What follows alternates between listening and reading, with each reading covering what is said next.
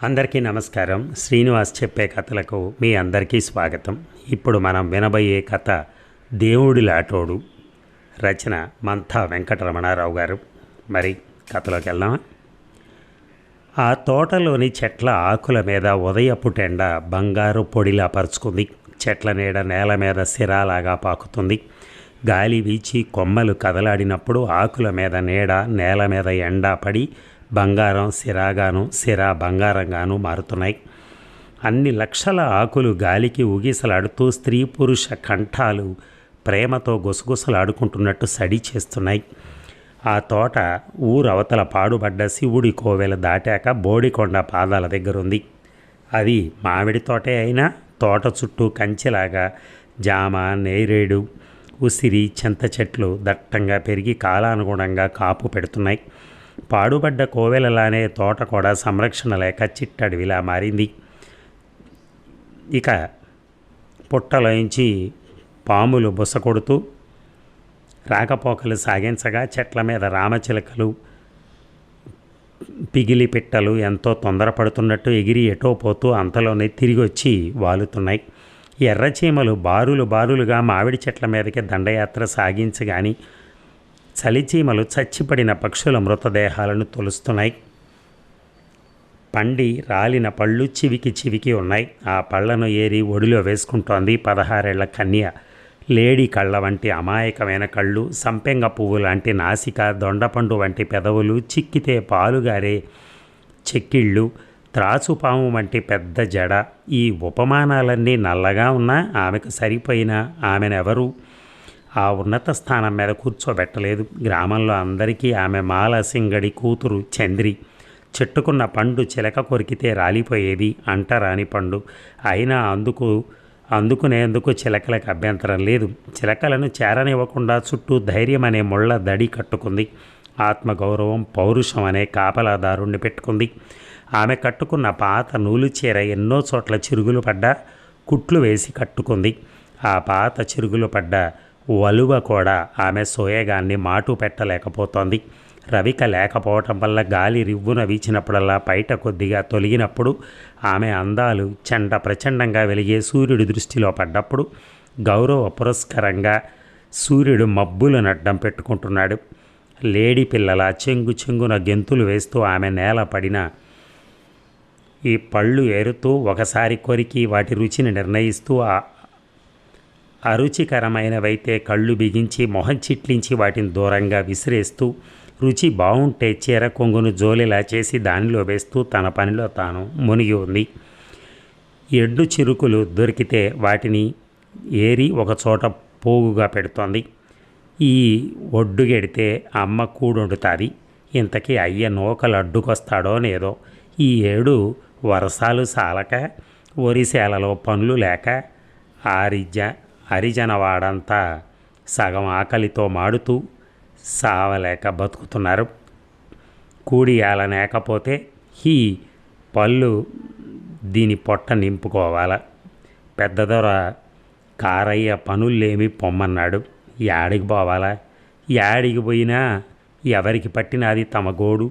ఈ బబ్బు వంటి నిరుత్సాహం ఒక్క క్షణం ఆ చంద్రబింబం వంటి మొహాన్ని కప్పేసింది. ఒక్క క్షణమే మరుక్షణం మబ్బు తొలగిపోయింది. రెక్కల కష్టం చేసుకునే వాళ్ళకి బెంగేల టౌన్కి పదమంటడయ్యా. ఆడని బోల్డు పనులున్నాయంట. ఇయాలో రేపో సిమ్మడు పట్టణంలోని ఖైదు నుంచి విడుదలై పారొస్తాడు. నీ అన్న పారు రాగానే ఏం చేయాలో ఆలోచిద్దాం అన్నాడా అయ్యా అనుకుంది. చంద్రికి అన్న గుర్తుకు రాగానే గుండె గర్వంతో పొంగిపోయింది. అన్నయ్యకి ఎంత ధైర్యం! గానాడట్ట ఎలా తొందరపడ్డాడో అర్థం కాదు. కిందటేడు పెద్ద పండక్కి పెద్ద దొరల్లుడు గైర్రాజు తాగొచ్చి చీకట మాటును నా ఒంటరిగా పాకలో ఉండగా చెయ్యెట్టుకుంటే ఎవరు అయిపు లేదు. ఎవరికి ముందుకొచ్చి తన్ని తప్పించే ధైర్యం లేదు. చిత్తు మొండ సచ్చినోడు. నాకు భయంతో వణికిపోయి కేకలేస్తే గూడెంలో ఒక్క మడిసి అడ్డుకోలేదే. ఆ క్షణం ఏడ నుంచి వచ్చిండో సిమ్మడు పులిలాగా ఎగిరి గైర్రాజు మీద పడినాడు. రగతాలు కారినట్టు ఉతికేసినాడు. సంపేసును కానీ గూడెమంతా ఏడనుంటిరో ఆ చనానకు ఊడిపడి ఆడిని రక్షించిండ్రు. మర్నాడు పోలీసులు వచ్చి అన్నను ఒట్టుకుపోయినరు. చంద్రి కళ్ళ వెంబడి ఈ క్షణం జలజల కన్నీరు కారింది అన్నను తలుచుకోగానే. అన్న పారొస్తే అయ్యకు పని తగ్గుతుంది, అంతా ఆడే చూసుకుంటాడు. ఎక్కడి నుంచో ఒక రంగురంగుల రామచిలక ఎగురొచ్చి నిర్భయంగా చంద్రి భుజం మీద వాలింది. చంద్రి ఉలికి పడింది. పట్టు తప్పి ఒడిలోని జాంపళ్ళు కింద పడపోగా తమాయించుకుని పట్టు వదలలేదు. రామచిలకను క్రీగంటా చూసి దాని సాహసానికి అబ్బురపడింది. తన చేతిలోని జాంపండు దానికి అందించగా ముక్కుతో దాన్ని కొరకబోగా ముక్కు వేలికి తగిలి జివ్వుమనగా జాంపండును వదిలింది. చిలక ఎగిరిపోయింది. చంద్ర మనసు ఆహ్లాదంతో పరవశించింది. చెట్టు మీద నుంచి కోయిల కూత పెట్టగా ఆమె తిరిగి కూతబెట్టింది. గుడారం సినిమా వచ్చింది పల్లెకి. పాత సినిమా. అందులో ఈశ్వరుడు పార్వతిలాగి ఇలాగే కూతబెట్టింది. పాట కూడా పాడింది. అన్న అమ్మ తను ఆ సినిమాకి వెళ్ళారు. అప్పుడు పాటలన్నీ ఎంతో బాగున్నాయి. కూని రాగం తీసింది చంద్రి.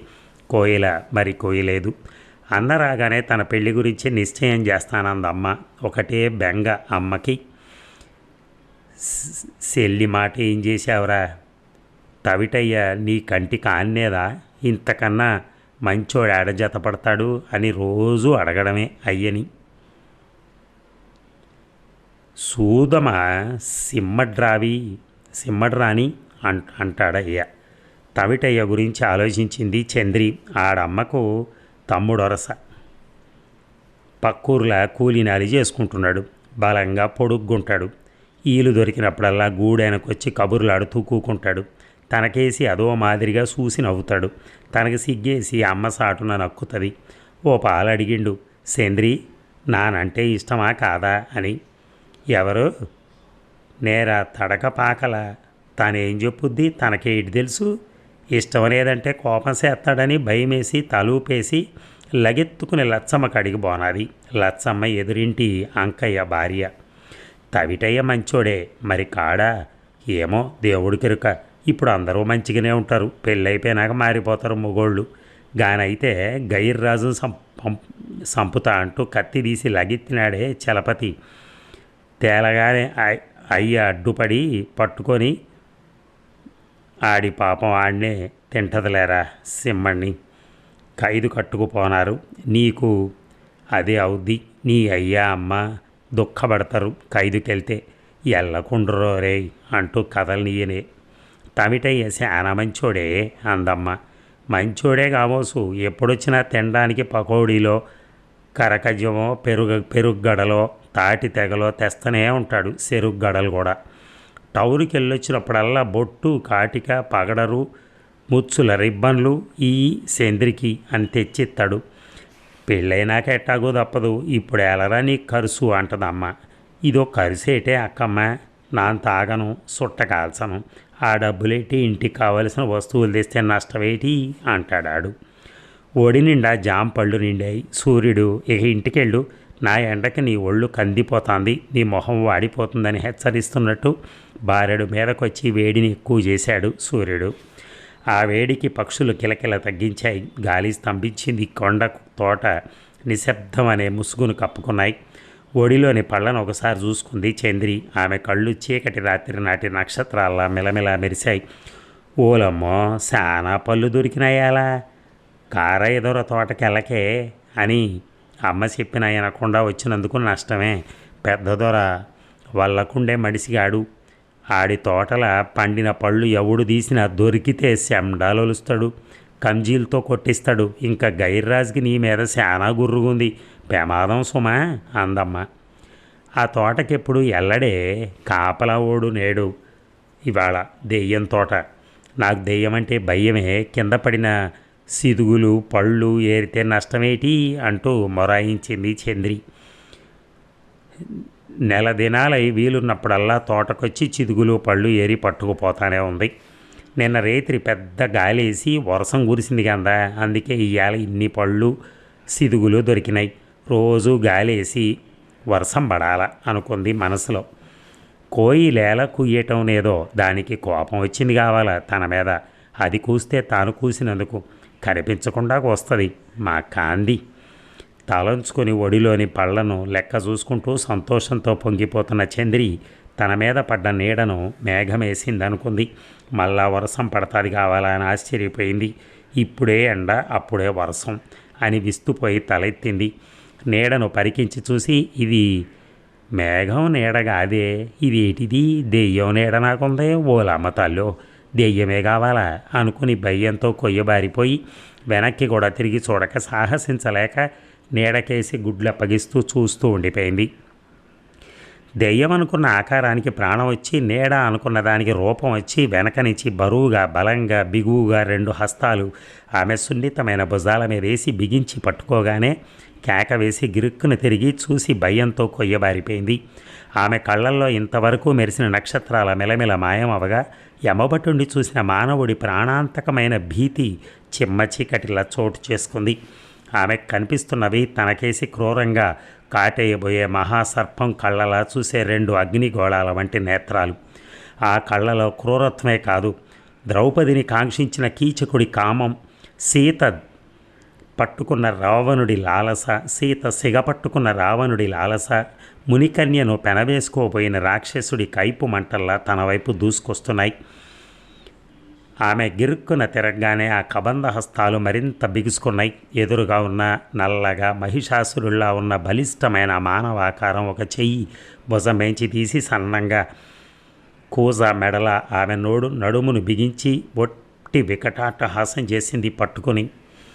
ఆ నవ్వు పిశాచం నవ్వులా ప్రతిధ్వనించగా ఆమె జీవం లేని శిలలాగా కళ్ళప్పగించి చూస్తూ ఉండిపోయింది. ఎవడు అబ్బగాడి తోట అనుకున్నావే లంజ, తేరగా పళ్ళు దొబ్బకపోదాం అనుకుంటివా, ఇప్పుడు ఆడిగిపోతావు, చెయ్యట్టుకుంటునని సీతా సాయిత్రిలా ఓ పోరెట్టి నన్ను చితకదన్నిస్తే ఇప్పుడు నువ్వు చేస్తున్న పనేటి దొంగదాన, చూడు కోకలో ఏటి దాచిన ఓ చూపు. ప్రతి పదంలోంచి తొంగి చూసింది. కోపం కాదు, ఎలుక పిల్లికి దొరికినప్పుడు పిల్లికే మాటలు వస్తే ఆ మాటల్లో కనపరిచే ధీమా, ఆనందం, వ్యంగ్యం అతడిలోని కామ తీవ్రత అగ్గి మీద గుగ్గిలం జల్లినట్టుగా మండి సెగలు పొగలు ఎగదన్నుతూ అతడి కళ్ళను ఎర్రగా రక్తపు గోళాలుగా మార్చింది. నోటి నుంచి సారా వాసన గబ్బు కంపులాగా నలుదెసలా వ్యాపిస్తోంది. చంద్రి నిలువున కొయ్యబారిపోయింది. కాళ్ళల్లోంచి కంపరం, వెన్నుపూసలోంచి వణుకు పుట్టుకురాగా అదే అచేతనంగా ఉండిపోయింది. ఏందసేవ్ చీర కొంగును కోకిప్పు అంటూ దుశ్శాసనుల్లో ఆమె చీర కొంగు అందుకున్నాడు. ఒడిలోని పళ్లను వదిలేసింది చంద్రి. అవి బంగారు బంతుల్లా దొర్లుకుంటూ చెల్లా చెదురయ్యాయి.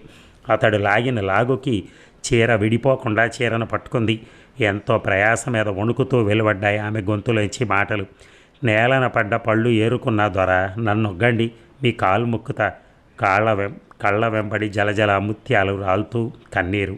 ఆ ముత్యాలు పంది వంటి ఆ మానవత్వం లోపించిన మగాడికి అవసరం లేకపోగా పైశాచిక ఆనందం, హింసాత్మకమైన తృష్ణ అతన్ని ఒక ఊపేశాయి. చెళ్ళున ఆమె చెంప మీద గోబ పగిలేలా కొట్టాడు మగాడు.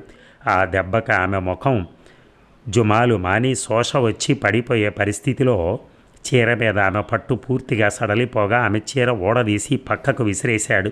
ప్రాణం కన్నా మానానికే ఎక్కువ విలువనిచ్చే ఆ కన్య తన నగ్నత్వం అతడి కామపూరిత దృష్టిని పడకుండా చేతులతో కప్పుకుందుకు ప్రయత్నిస్తూ చెట్ల చాటుకి పొదల మాటుకి తడబడే అడుగులతో పరుగు తీసింది. మానవ రక్తం రుచి చూసిన పులిలాగా అమలిన స్త్రీ నగ్నత్వాన్ని కనులారాగాంచిన అతడు ఆమెను వెంబడించాడు. మగాడు వేటాడుతున్నాడు, ఆడది పడుతోంది. ఆమె పిరుదులు, తొడలు, రొమ్ములు అరమరిక లేకుండా క్షణకాలం కనిపిస్తూ కామాగ్రి పర్వతాన్ని వెన్నులో ప్రేల్చి చెట్ల చాటున మరుక్షణం మరుగవుతూ ఉండగా ఒళ్ళు మరిచి ఉరుకుతూ పరుగులు తీశాడు ఆమె వెంట. ఈ నగ్నత్వంతో, ఈ సిగ్గుతో దేవుడిచ్చిన తన పట్ల శాపాలుగా మారిన ఈ అందాలను పల్లెజనం అందరి ముందు బహిరంగంగా పరచవస్తోంది అన్న భీతితో పల్లె వైపు పరుగులు తీయలేక ఆమె కొండ మీదకు పరుగు తీల్చింది. రాళ్లు తగిలి పడింది. ముణుగులు చిట్టిన లేచింది. ముళ్ళు గుచ్చుకుని సున్నితమైన పాదాల నుంచి రక్తం కారుతున్న ఆ బాధ, మానహరణ భయం ముందు మెదడుకెక్కలేదు. చేతికందిన స్త్రీ మాంసం జారిపోతోందన్న కాముకుడి ఆకలితో కసితో మొండి పట్టుదలతో అతడు కొండ మీదకి పరుగు తీశాడు. పడ్డాడు, కానీ లేచాడు. ఆయాసం, ఎగశ్వాస వచ్చిన వాటిని లెక్క చేయలేదు. ఆమె పూర్తిగా అలసిపోయింది. కొండ ఎంతకీ తరగని ఎత్తును సంతరించుకునుంది. ప్రతి అడుగుకి తరిగిపోతున్న శక్తి ఆమెది. ఎంత ఎత్తెక్కిన ముక్తి లేదు. మగ జంతువు నుంచి విముక్తి మార్గం లేదు. నిస్సత్తువతో ఆమె నేలను కూలి భూదేవిని పెనవేసుకుని కన్నీటితో ఆమెను తడుపుతూ చావు కేకలాంటి కేక పెట్టింది. నన్నొగ్గు, నన్నొగ్గు అని. అతడి నీడ ఆమె మీద పరుచుకుంది. కొండలు నిశ్శబ్దత వహించాయి. ప్రకృతి, పక్షులు, వృక్షాలు తమకు పట్టనట్టుగా ఊరుకున్నాయి. సూర్యుడు పెద్ద మబ్బును అడ్డు పెట్టుకున్నాడు. ఇక ఆ సాయంత్రం సింగడు ఏడుస్తూ మొత్తుకుంటూ పెద్ద దొర కారయ్య యొక్క కోట వంటి ఇంటికి వెళ్ళాడు. తిరిగిన జుత్తు, గింగరాలు తిరిగే జుత్తుతోట, పొడగాటి మీసాలతో ఒక పొడుగైనటువంటి బలిష్టమైన శరీరం చుట్టగాలుస్తూ ఇంటి ముందున లోగిల్లో పడకుర్చీలో సావకాశంగా కూర్చుంది. ఆ వ్యక్తి పాదాల ముందు సాష్టాంగపడ్డాడు. సింగడు రోధిస్తూ. దగ్గరలోనే పాలేర్లకు పనులు పురమాయిస్తూ నిల్చున్న గవర్రాజు సింగడిని క్రీగంట చూసి గమనించనట్టు తన పనిలో మునిగిపోయాడు. ఏటైందిరా సింగ, ఇంట్లో నూకలు లేవా? కొట్టం నుంచి సోలడు గింజలు ఎట్టుకెళ్ళు. రేపు పెందలకాడే టౌన్కి వెళ్ళి పంపులకి డీజిల్ ఎట్టుకురా అన్నాడు. ఆ భారీ శరీరం స్వంతదారైనటువంటి కారయ్య తొణక్కుండా అల్లుడిని ఒక్కంట కనిపెడుతూనే, ఏం చెప్పను దొర, ఘోరం జరిగిపోనాది. నూకల కోసం రాలేదు దొర, నా బొట్టె సెంద్రికి ఘోరం జరిగిపోనాది. ఆ మాటలంటూ మరింత ఏడవసాగాడు సింగన్న. గవర్రాజు ముఖ కవళికల్లో మార్పు లేదు. తనకేమీ పట్టనట్టుగా పాలేర్లతో మాట్లాడుతున్నాడు. కారయ్య కొద్దిగా తడబడ్డాడు. గొంతులో చుట్ట పొగ ఎగదన్ని దగ్గురాగా దగ్గుని మాటల్ని కలిపాడు. ఏటైందిరా నీ బొట్టెకి? పాంకుట్టిందా? ఎవడన్నా చెయ్యట్టుకున్నాడా? ఏడైనా ఏడు, చెప్పనన్నా చెప్పు. విసుగు ధ్వనించే గొంతుతో కసిరినట్టు అన్నాడు. ఈ ఏళ పెందలకాడ పుల్లలేరుకుంటానని ఊరవతల కొండకాడ తమరు తోటకెళ్ళింది దొర. వద్దే, ఒంటరిగా ఎల్లకే అని దాని అమ్మ ఎంత చెప్పినా కూడా వినిపించుకోలే. అడవిలో ఏ దయ్యం బోనిందో, మరి భూతం బోలిందో ఏంటో, ఒంటి మీద సీర కూడా లేకుండా లగెత్తుకుంటూ వచ్చిన అది మధ్యాహ్నానికి. ఏటైందే సేంద్రి అంటే చెప్పదు. పిచ్చి దానిలాగా ఏడుస్తుంది, నవ్వుతుంది, కొప్పు ఇప్పేసుకొని పీకేసుకుంటుంది, తల నేలకేసి బాదుకుంటుంది. మన్నోకంలోనే లేదు. సింగడు తల నేలను కొట్టుకున్నాడు. గవర్రాజు చిరునవ్వు నవ్వుకున్నాడు. కారయ్య తేలిగ్గా ఊపిరి తీసుకుని సుట్టకోడి దులిపి అన్నాడు. అంత అర్థమైనట్టు తల తాటించాడు. ఎన్ని పాల చెప్పాలరా మా తోటకెళ్ళొద్దని? తేరగా పడుందట్రా మా తోట. నీ కూతురు సంగతొగ్గు. బేవర్స నంజ కొడుకులందరూ చీకట పడంగానే తోటలబడి కాయలేటి, కట్టెలేటి అదే దొబ్బుకుపోవడం. గైర్రాజు, అల్లుడిని అధికార ధ్వనితో పిలిచాడు కారయ్య. గవర్రాజు తన మంతనాలాపి, ఏంది మావా అన్నాడు అణకువగా. ఈ పాలి ఆడైనా మగైనా తోటలో దూరితే గొడ్డలు ఇప్పి కాళ్ళు చేతులు గట్టితో తోలు ఒలిపించరా? నువ్వు అసలు తోటకాడికి వెళ్ళడం లేదు. ఎప్పుడు పొలము టౌను, పొలము టౌను. మొండల్ని మరిగామేట్రా టౌన్లా? ఏటి సంగతి? అల్లుడిని అదమాయించాడు మామ. నన్నేం చేయమంటావు మామ? పొలం ముఖ్యమా, ఆ దెయ్యాల తోట ముఖ్యమా? నా తోటను అడిగెట్టను సుమా. ఓ పాలేరుని పెట్టమంటే నువ్వు వినవు. ఉదయం టౌనుకు పోయి ఎరువును ఎత్తుకొని రమ్మని నువ్వే గందా పంపితివి నన్ను. ఇంకా ముండల సంగత థూ అన్నాడు గవలరాజుడు ముఖం జిట్లించి. సింగడు లేచి చేతులు కట్టుకొని నిల్చున్నాడు. అల్లుడు మామల సంభాషణ ఆగాక అన్నాడు, సత్యం పలికినాడు చిన్నదొర. దెయ్యాల తోటే దొర, నా బొట్టె మీద దెయ్యం ఓలింది. సందేహం లేదు. పెళ్ళి కాని కన్నె పిల్లల్ని ఒడ్డుకుంటోంది ఆ తోటల దెయ్యం. నెల దినాల క్రితం దండాసి బొట్టెకి అట్టనే అయింది దొర. గా నది కోకూడ తీసుకు ఇట్ట లగెత్తుకు రాలేలే. కోక ఊడ తీసుకొని మళ్ళా కన్నీరు గార్చాడు సింగడు. అయితే ఏటంటావు రసింగ? నా కాడికి ఎలా వచ్చినావు? నీ బొట్టెను మా తోటలో ఎవడు దూరమన్నాడు? సీయమో పావో దెయ్యమో దాన్ని అట్టుకుంటే నాదట్రా నేరం? తప్పు చేసిన చాలక ఫిర్యాదు ఇవ్వడానికి వచ్చినావంట్రా అని గొంతు హెచ్చించి కోపం మాటల్లో జొప్పించి అరిచాడు కారయ్య.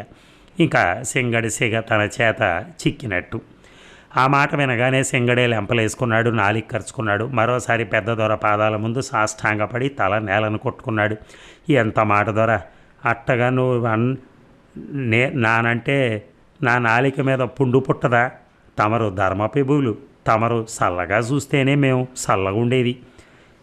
ఈ బుద్ధి ఆ దినమే ఆడికి పోనాదిరా. నా అల్లుడు నీ బొట్టే చెయ్యెట్టగున్నడని అబద్ధం ఆడిందే. సీతకదాన్ని సావబాదినారే, మా పరువు బజారెట్లినారే. ఇప్పుడు మీ బొట్టెను దెయ్యం అట్టుకుందని నా కాడకొస్తే నానేం చేసేది? ఇంకా నయ్యం, తోటల దాన్ని నా అల్లుడు సెరిసినాడని అబాండం వేసినావు కావు. అతి తాపీగా హుందాగా మాటలనే ఈటెలతో పెద్ద మనిషి తరహాగా పొడిచి పడేశాడు కారయ్య సింగడిని. ఆ మాటలకు గిలగిల్లాడాడు సింగడు. మరింత కన్నీరు కార్చి తల బాదుకున్నాడు. దొర, సత్య ప్రమాణంగా చెప్తున్నా, ఆ దినం నా ఇంటికాళ్ళు లేను. తవరు అనడానికి మాం ఏపాటోళ్ళం ద్వారా చమించాలి ద్వారా. అయితే ఇప్పుడు ఏటంటావు? నానేమి భూత వైద్యుడిని ట్రా నా కాడకొచ్చినావు? నీ బొట్టెన అడిగి చూపించిన ద్వారా 50 రూపాయలు తెమ్మన్నాడు. లేకపోతే వారం దినాల లోపల నా బొట్టెను దెయ్యం చంపుతుందన్నాడు. ఇల్లంతా ఎతికితే పావాళ్ళ డబ్బులు లేవు. ఏడ నుంచి దేని 50 రూపాయలు? మా మేపాటి మా బతుకులు ఏపాటి ద్వారా వరుస వెత్తిగట్టేసినాయి. పొలం పనులు లేవు, ఇంటిల్లి పాది పస్తులు. ఇప్పుడు ఈ గ్యాసారం పట్టుకుంది. తమరే దిక్కు, తమరే నా బొట్టిని కాపాడాలి దొర. సింగడి గొంతు బొంగురుపోయింది. నన్నేం చేయమంటావురా? నాకేం భూత వైద్యం శాత అయితే ఊరికేసి ఎద్దును. మీసాలు దువ్వుకుంటూ వ్యంగ్యం జోడించి చిరునవ్వు నవ్వుకుంటూ అన్నాడు కారయ్య. తమరి దొడ్డ మనసు నాకు తెలదా దొర. ఈ కష్టంలో తమరే నాకు దిక్కు. 50 రూపాయలు ఇప్పించి నా బొట్టి పేనాలు కాపాడండి దొర. మీ కాళ్ళు అట్టకుంటా అని కారయ్య పాదాలను పెనవేసుకున్నాడు సింగడు. పాదాలని సింగడు గుప్పెటి నుంచి విడిపించుకుని కారయ్య గొణిగాడు. ఏడనుందిరా రొక్కం? నానో కుబేరుడైనట్టు ప్రతి నంజా కొడుక్కి నా మీద కన్నే. పోలీసు లేటి, నువ్వేటి, ఆడేటి, తెల్లారని కాడించి నా మీదకి లగెత్తటమే. నా కాడేమి 7 కొండలోడు ఉందనుకుంటున్నావేంట్రా? మీరంతా ఉండి అక్కడ ఉండి ఇక్కడ ఉంటుందా? వర్షాలు లేవు, సేలు ఎండిపోయినాయి. ఇది జాలదన్నట్టు ఈ అల్లుడు నా కూతురికి కడుపు చేసి కూకున్నాడు. ఇవాళ రేపు టౌన్ తీసుకెళ్ళి హాస్పిటల్లో చేర్చాలి. ఆడి కూతురు సమర్థాడిందంట. ఈ రోకలు బస్తాడు సన్నబియ్యం పంపమని కబురంపిండు తహసీల్దార్ నా కొడుకు. వీళ్ళ అమ్మ అందరికీ నానే కనిపిస్తున్నా అని రెచ్చి రంకెలు వేశాడు కారయ్య. గవర్రాజు అప్పుడు మామకు దగ్గరగా వెళ్ళి తీవ్ర నిరసన మొహంలో కనపడేటట్టుగా చేస్తూ ఆవేశం తెచ్చుకుంటూ పౌరుషం ప్రకటించాడు. మామ, ఏందా మాటలు? నానేం మగాణ్ణి కాదేటే? నీ బొట్టెను నా కంటగడితివే పువ్వులు పత్రి ఎట్టి పూజ చేయటానికా? పెళ్లి చేస్తే మరి కడుపు రాదా? ఈ బేదోడు 50 రూపాయలు అడిగినాడని నన్ను ఓ రొకాయిస్తుంటివే. ఏం అల్లుడు మనవాడిని వేటి ప్యానం తీస్తివే?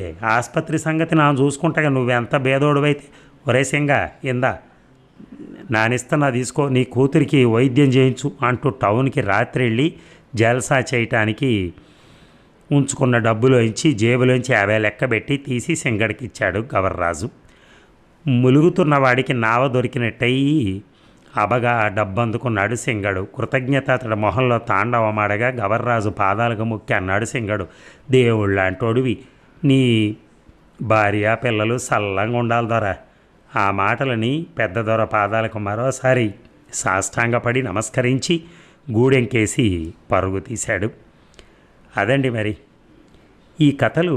కొంత మీకు అంటే నేను చదవటంలో కొన్ని లోపాలు కనపడచ్చు, ఎందుకంటే ఆ మాండలికం వేరు, ఆ పదాల కూర్పు వేరు. కానీ వీలైనంతగా నేను ప్రయత్నం చేస్తూ ఉంటాను, ఎందుకంటే అన్నీ చదవాలనే ఉద్దేశంలో ఆ యాస కూడా మనం పలకాలి అనే ఉద్దేశంలో ప్రయత్నం చేస్తూ ఉంటాను. అదేవిధంగా ఈ కథ కూడా అలా ప్రయత్నం చేశాను. మీకు నచ్చినట్టయితే కామెంట్ల రూపంలో నాకు అందించండి, నచ్చకపోయినా అందించండి, పర్లేదు, నేను కొంత మార్చుకోవటానికి ప్రయత్నిస్తాను. ఏదేమైనా మీ కామెంట్ల కోసం నేను ఎదురు చూస్తూ ఉంటాను. ఈ కథకు ఒక్కదానికే కాదు, ప్రతి కథకి మీరు కామెంట్లు ఎక్కువ ఇస్తూ ఉంటే తెలుస్తూ ఉంటుంది. అక్కడ అసలు లైకులు లేకుండా కామెంట్లు లేకుండా ఒక 20-30 మంది చూస్తే నాకేముంటుంది చెప్పండి ఉపయోగం? రోజుకి 6 కథలు చదివి ఏమొస్తుంది మనకి? కామెంట్లు ఉండవు, 30 మంది చదువుతారు, 20-25 మంది 30 మంది వింటారు. ఆ, ఉన్నదేమో 1600 1700 మంది ఉన్నట్టున్నారు. ఏమీ లాభం లేదు. ఆ ఛానల్ ముందుకు వెళ్ళట్లేదు. నేను చదివి చదివి చదివి 6 కథలు చదివి రోజు ఇబ్బంది పడటం తప్ప ఏం కనపట్లా. ఒక లైక్ కొట్టమని అడిగాను, అది చేయలేదు. మీరు కామెంటు చెప్పట్లేదు, ఏమీ లేదు, వింటున్నారు అంతే. సరే, మీరున్నారు, భగవంతుడు ఉన్నాడు. మళ్ళొక్కసారి నేను ఇలాగే ముందుకెళ్తూ ఉంటాను. ఎప్పటికైనా మీ ఈ శ్రీనివాస్ మీద మీకు దయ కలగకపోతుందా? మీరందరూ వినకపోతారా? Thank you.